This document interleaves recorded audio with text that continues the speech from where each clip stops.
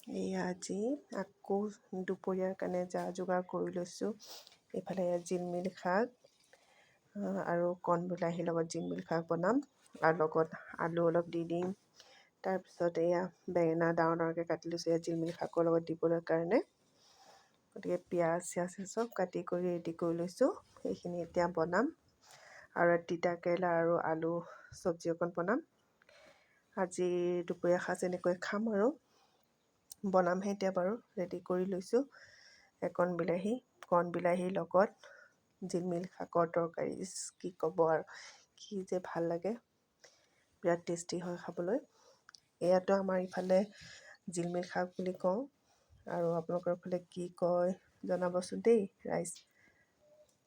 আৰু এটা কিবা বুলিও কয়, নাজানো, ভতুৱা শাক নে কি বুলি কয়।